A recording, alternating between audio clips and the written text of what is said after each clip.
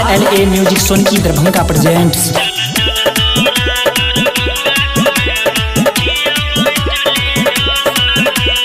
बिरनिया के बड़ी खियाबू बरुआरा के समोसा गे। बिरनिया के बड़ी खियाबू बरुआरा के समोसा गे। चल चल तोरा दरभंगा घूमे बहु खियाबू इडली डोसा गे। चल चल तोरा दरभंगा घूमे बहु खियाबू इडली डोसा गे।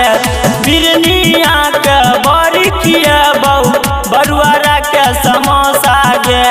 बिरनिया के बड़ी खियाबू बरुआरा के समोसा गे। चल चल तोरा दरभंगा घूमे बहु खियाबू इडली डोसा गे। चल चल तोरा दरभंगा घूमे बहु खियाबू इडली डोसा गे।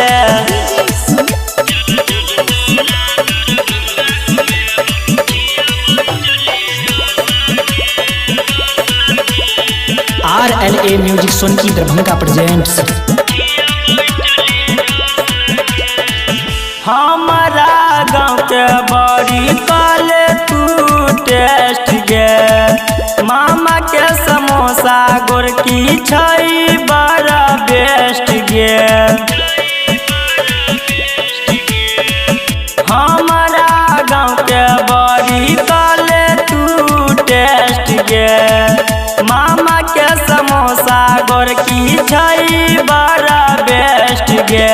माजा पिया के ठंडा पिया के खियबो तोरा समोसा गे।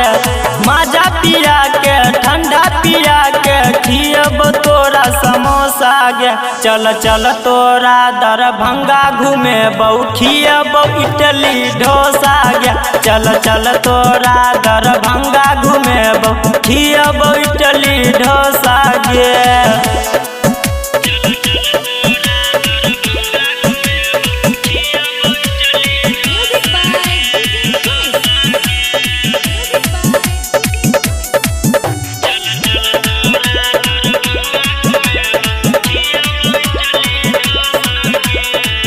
हमारा दरभंगा में इडली डोसा बेस्ट गे।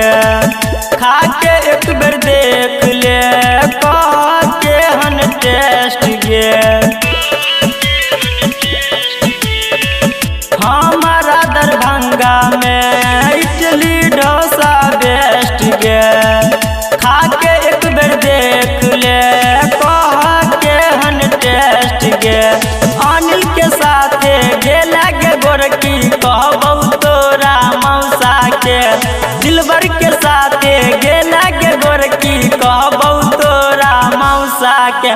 चल चल तोरा दरभंगा घूमे बहु खियबू इडली डोसा गे। चल चल तोरा दरभंगा घूमे बहु खियबू इडली डोसा गे। RLA music Sonki